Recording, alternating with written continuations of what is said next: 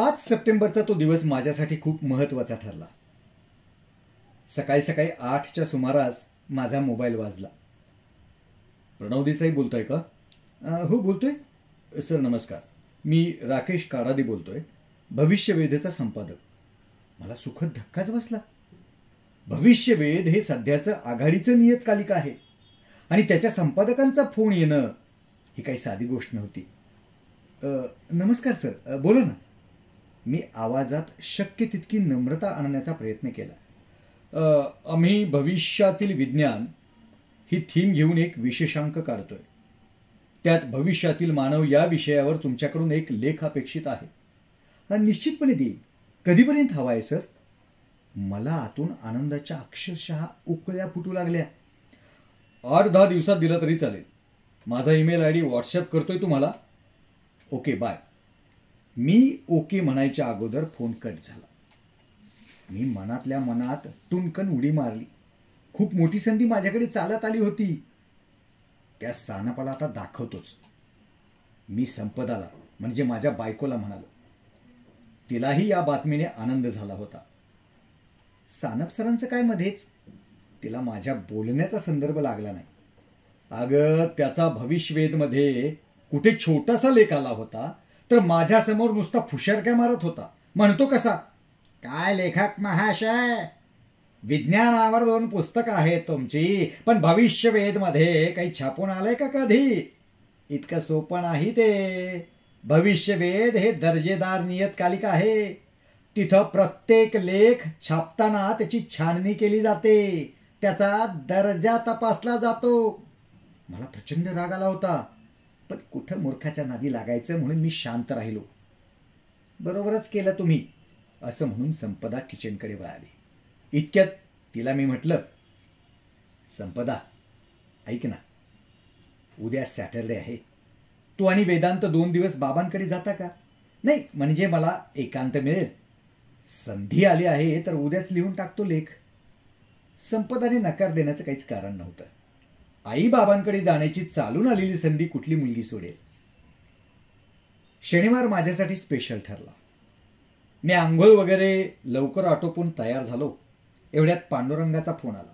तो माझा बालपणापासूनचा मित्र आहे. कॉलेजमध्ये विज्ञानाचा प्राध्यापक आहे. दरवर्षी राष्ट्रीय विज्ञान दिनाला तो व्याख्यानमालेचे आयोजन करतो.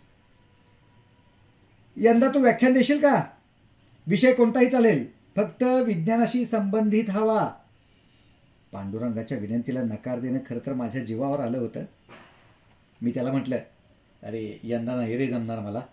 सध्या अर्जंट एक लेख लिहायचा आहे आणि त्यानंतर मला भावाकडे एका कार्यक्रमासाठी मुंबईला जायचं आहे. तिथे 7-8 दिवस तरी मोडतील रे माझे. व्याख्यानाच्या तयारीसाठी वेळच मिळणार नाहीये मला. तेव्हा दुसरं कोणाला तरी विचारशील? मी हतबलता व्यक्त केली. पांडुरंग निराश झाल्याचं त्याच्या फोन कट करण्याच्या पद्धतीवरून मला जाणवलं. पण माझा नाईलाज होता. माझ्यासाठी भविष्यवेधमधली लेख खूप महत्वाचा होता. मी मूळ विषयाकडे वळालो. संपदाने थर्मास भरून चहा भरून ठेवलाच होता. अधूनमधून चहाचा आस्वाद घेत मी चिंतन करत राहिलो. अनेक संदर्भ चालले, काही पुस्तकं उपसली, टिपणे काढली. लेखाचा कच्चा ढाचा तयार झाला तेव्हा जवळजवळ रात्रीचे 11 वाजले होते. विचारांच्या तंद्रीतच मला बसल्या जागीच झोप लागली असावी. मध्यरात्री दारावरच्या बेलच्या आवाजाने मी खडबडून जागा झालो. मी घाबरलो. कोणी असेल इतक्या रात्री? संपदा असेल का? पण ती अशी बेरात्री येणं शक्य नव्हतं, कारण तिने अगोदर फोन केला असता. शेजारचे डोंगरे सर असतील का? पण ते एवढ्या रात्री कशाला डिस्टर्ब करतील? ती चोर असतील. बेल पुन्हा पुन्हा वाजत होती. संभ्रमित अवस्थेतच मी दरवाजा उघडला. एक चित्रविचित्र पोशाखातील व्यक्ती समोर उभी होती. ती पटकन आत आली आणि तिने स्वतःहून दरवाजा आतून लावून घेतला. कोण आहात तुम्ही? दरवाजा का लावताय? क्षणभर मला वाटलं की आपला आवाज जातोय. मी पुरता गर्भगळीत झालो होतो. ती व्यक्ती सोफ्यावर विसावली व माझ्याकडे पाहत स्मित करत म्हणाली, बसा प्रोफेसर महाशय, घाबरू नका. मी तुम्हाला काहीही करणार नाही. मी थरथरतच खाली बसलो. मी काही विचारण्याआधीच समोरच्या व्यक्तीने परिचय करून दिला. मी 2100 सालातून आलोय. हवं तर तुम्ही मला फ्युचर मॅन म्हणू शकता. Future man? कसं शक्य आहे? हा नक्कीच कुठला तरी भामटा असणार. मी मनातल्या मनात म्हणालो. तुमच्या मनातील शंका रास्त आहे. मी काल प्रवास करून आलो आहे आणि मी भामटा वगैरे नाही. मी चपापलो. आपल्या मनातलं याला कसं काय कळत असावं? आम्ही सन 2100 सालातील माणसं समोरच्याचं मन वाचू शकतो. एवढंच नाही तर समोरच्या व्यक्तीला डोळ्यातील स्कॅनरने स्कॅन करून काल यंत्राच्या मदतीने त्याच्या भूतकाळातील घटनाही जाणवू शकतो. आज सकाळीच तुम्ही आपल्या पत्नी व मुलाला माहेरी पाठवलाय, कारण तुम्हाला भविष्यातील मानव या विषयावर एक लेख लिहायचा आहे. भविष्यवेध या नियतकालिकेसाठी. मी अक्षरशः हातच जोडले. समोरची व्यक्ती फ्युचर मॅन आहे याची मला पुरेपूर खात्री पटली. फ्युचर मॅन माझ्याकडे पाहून गमतीने हसत होता. मीही स्माईल देत त्याचं अस्तित्व मान्य केलं. आता मी थोडासा रिलॅक्स झालो. घरात आलेल्या आगंतुक पाहुण्यासाठी पाणी घेऊन आलो. ग्लासातील थंडगार पाणी पिल्यानंतर ग्लासाकडे पाहत फ्युचर मॅन म्हणाला, हे नदीतील पाणी आहे. आमच्याकडे पाणी तयार करण्याच्या यंत्रणा आहेत. आम्ही पाणी स्वतः तयार करतो व वापरतो. अमेझिंग! मी नकळत उद्गारलो. आणखी खूप काही अमेझिंग आहे आमच्याकडे. नाही, तुमच्याकडे शिक्षण कसं आहे? मी उत्सुकतेने विचारलं. सकाळी लेख लिहिताना या मुद्द्यावर मी बराच वेळ घुटमळत होतो. आता अनायसे हा भविष्य मानव आलाच आहे तर त्याच्याकडून अधिक जाणून घेऊयात असा मी विचार केला. आमच्याकडे शाळा वगैरे नाहीत. मुळात आम्हाला शिक्षणाची गरजच नाही. तुम्ही 5G वापरता त्यापेक्षा 25 पटीने प्रगत व वेगवान अशी नेटवर्क यंत्रणा आमच्याकडे आहे. आम्ही समोरच्या हवेत स्क्रीन तयार करून इंटरनेटशी कनेक्ट होतो आणि हवी ती माहिती मिळवतो. तुम्ही लग्न वगैरे तरी करता की नाही? मी आपले उपहासाने विचारलं. हो, करतो ना. फक्त अपत्यासाठी आम्हाला समागमाची गरज भासत नाही. काय? मी आश्चर्याने जरा ओरडलोच. आमच्याकडे चाइल्ड प्रोडक्शन हाऊसेस असतात. तिथे पती पत्नी आपले स्पर्म व एग्ज सबमिट करतात. सोबत अपत्याचे लिंग व त्याच्यामध्ये कोणकोणते गुण असावेत, कोणते गुण नसावेत याची एक लिस्ट देतात. त्यांच्या मागणीनुसार त्यांना अपत्य तयार करून मिळते. बाप रे! मी पुरता चकित झालो. अहो, हे कसं शक्य आहे? मी विचारलं. आमच्याकडे DNA एडिटिंगची सोय आहे. शिवाय आमच्याकडे चाइल्ड प्रोडक्शन हाऊसेसमध्ये सर्व गुणधर्मांचे जीन्स उपलब्ध असतात. ते अपत्यामध्ये समाविष्ट करण्याइतपत तंत्रज्ञान आमच्याकडे उपलब्ध आहे. अहो, तुम्ही भविष्य मानव खरंच ग्रेट आहात, मी त्याला म्हटलं. फ्युचर मॅन गर्वानं सांगू लागला. तंत्रज्ञानाच्या क्षेत्रात आम्ही प्रचंड प्रगती केली आहे. आमच्याकडे ॲटोनॉमस कार आहेत. कॅन्सरसारखे तुमच्या काळातील दुर्धर आजार आम्ही क्षणार्धात बरे करतो. अंतराळात सफर करण्यासाठी आमच्याकडे अत्यंत प्रगत अशी यंत्रणा आहे. चंद्र असो, मंगळ असो वा इतर कोणताही ग्रह असो, आम्ही त्याच्यावर सहजरित्या जाऊ शकतो. आमच्याकडे सूर्यमाला पर्यटन नावाची सेवा उपलब्ध आहे. त्या अंतर्गत आम्ही वेगवेगळ्या ग्रहांवर सहली काढतो. क्या बात है! मी उद्गारलो. अहो, तुमच्या अभूतपूर्व प्रगतीला सलाम. फ्युचरमॅनने खाली मान झुकून मला धन्यवाद दिले. अचानक आठवून मी म्हटलं, अरे हो, तुला चहापान करायचं विसरलोच. मी तडक किचनमध्ये गेलो. संपदाने फ्रीजमध्ये कोकम सरबत करून ठेवले होते. ते एका काचेच्या ग्लासमध्ये घेऊन आलो. हे कोकम सरबत आहे. संपदाने म्हणजे माझ्या पत्नीने जाताना बनवून ठेवले. फ्युचर मॅनने आधाशासारख्या माझ्या हातून ग्लास हिसकावून घेतला आणि गटागटा पीत राहिला. मी सरबत पितानाच्या त्याच्या चेहऱ्याकडे पाहत राहिलो आणि का कोणास ठाऊक, पण मला असं वाटू लागलं की तो आता त्याच्या व्यथा आपल्याला सांगण्याच्या मूडमध्ये आलाय. आणि घडलंही तसंच. सरबताचा ग्लास खाली ठेवल्यानंतर फ्युचरमॅन कितीतरी वेळ जमिनीकडे नजर लावून बसून राहिला. काही वेळानंतर त्यानं मान वर केली व माझ्याकडे पाहत बोलला, खरं सांगू प्रोफेसर, आम्ही तुमच्याहून कैक पटीने प्रगती केली आहे, पण तुम्हाला तुमच्या पत्नीचं जे प्रेम मिळतंय ते आमच्यापैकी कुणाच्याच नशिबात नाही. माझा चेहरा प्रश्नार्थक बनला. आमच्याकडे पती पत्नी एकत्र राहत नाहीत.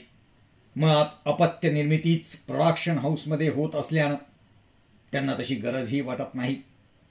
हो, पण लग्न केवळ संतती प्राप्तीसाठी केलं जात नाही. हो, ते एक सहजीवन आहे.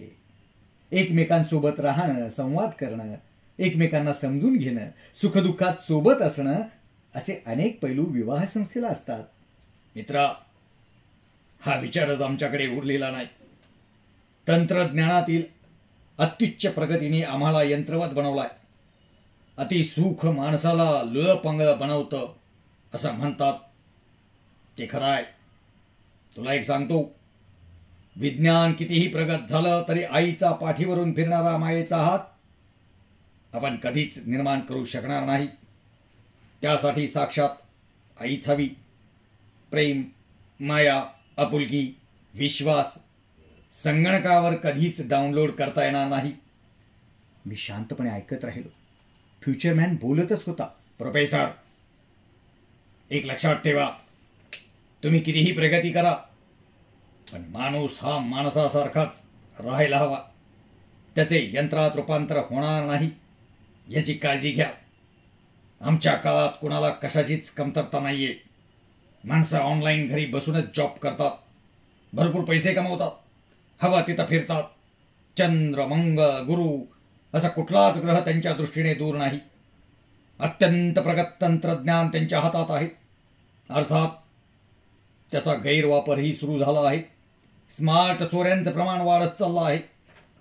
कॅन्सरवर आम्ही मात केली आहे, पण अतिसुखामुळे हृदयाचे आजार होऊन माणसं मृत होण्याचे प्रमाण वाढत चाललं आहे. माणसामाणसात संवाद उरलेला नाही. पती पत्नींना एकमेकांची गरज नाही. प्रयोगशाळेत तयार झालेल्या मुलांना आई वडिलांविषयी आस्था नाही. कशी वाटेल? त्यांना आईने कधी दूध पाजलंच नाही अथवा प्रेमाने जवळही घेतलेलं नाही. अगदी स्वाभाविक आहे, मी दुजोरा दिला. आम्ही 21व्या सालातील माणसे तंत्रज्ञानाला नाही तर प्रेमाला भुकेलेली आहोत. कोणत्याही प्रगतीला जर नीतिमूल्यांचे अधिष्ठान असेल तरच ती चिरकाळ टिकते, हे आम्हाला पुरेपूर जाणवलं आहे. प्रगतीच्या बेसुमार नशेत आम्ही सगळं विसरून गेलोय. आपली संस्कृती, आपली कुटुंबव्यवस्था, मूल्यव्यवस्था. धानावर आलो तेव्हा सगळं संपलं होतं. आम्ही फक्त यंत्रमानव उरलो होतो. तुम्हाला वेळ आहे, योग्य वेळी सावध व्हा. फ्युचरमॅनचे डोळे भरून आले होते. त्याच्या डोळ्यातील अश्रूंचे थेंब काचेच्या टिपायावर टपटपले. नंतर सावकाशपणे डोळे पुसत फ्युचरमॅन उठला. अच्छा प्रोफेसर, येतो, पुन्हा भेटू. मी जागेवरच बसून राहिलो. काय प्रतिक्रिया द्यावी मलाच नीट समजत नव्हतं. फ्युचरमॅनने माझ्याकडे पाहून एक स्मित केलं आणि क्षणार्धात तो अंतर्धान पावला. सकाळी अलार्मच्या आवाजानं जाग आली. डोळे चोळत मी उठून बसलो. मला फ्युचरमॅनची आठवण झाली. काल रात्री खरंच आपल्या घरी फ्युचरमॅन आला होता की ते एक स्वप्न होतं? मला काय कळेन. मी तसाच उठून हॉलमध्ये आलो. संपदाला फोन लावला. म्हटलं, तू लगेच निघून ये. अरे पण तुला एकांत हवा होता ना. संध्याकाळी येऊ का? नको, तू मला आत्ता हवी आहेस. तुझ्याशी खूप भरभरून बोलायचंय. आता हे काय नवीन? तुम्ही लेख पूर्ण करा. अहो, मी संध्याकाळी येते. नको नको प्लीज. संपदाला खूपच आश्चर्य वाटत असावं. मी म्हटलं, हे बघ, आपल्याला विज्ञानाच्या क्षेत्रात खूप पुढे जायचं आहे, पण जाताना सोबत आपली संस्कृती आणि आपली नीतिमूल्यही घ्यावायची आहेत. तरच आपल्या प्रगतीला अर्थ आहे. अन्यथा ते सगळे यांत्रिक ठरेल. म्हणूनच मला तुला दूर पाठवून भविष्यातील मानव हा लेख लिहायचा नाही, तर त्यासाठी तू मला जवळ हवेस. आपण दोघं संवाद साधत हा लेख पूर्ण करूयात. जग कितीही प्रगत झालं तरी पती पत्नीमधील संवाद कधीच ऑप्शन असणार नाही. अरे ओके बाबा, निघते थोड्याच वेळात, असं म्हणून संपदाने फोन कट केला. मी मस्तपैकी आनंदात शिर घातली. फ्युचरमॅन खरंच आला होता की ते स्वप्न होतं, हा प्रश्न आता माझ्यासाठी महत्वाचा नव्हता. फ्युचरमॅनने करून दिलेल्या नव्या जाणीवेनं माझे अंतरंग उजळून निघालं होतं. मी पांडुरंगाला फोन लावला. व्याख्याता मिळाला की नाही रे, मी विचारलं. नाही रे, प्रत्येकजण काही ना काही कारण सांगतोय. ठीक आहे, मी तयार आहे व्याख्यानाला. अरे काय सांगतोस? पांडुरंगाला झालेला आनंद त्याच्या बोलण्यातून जाणवत होता. विषय कोणता घेतोयस? मी आतून आल्यासारखं उत्तर दिलं. भविष्यातील वैज्ञानिक प्रगती आणि मानवी कुटुंब व्यवस्था. धन्यवाद.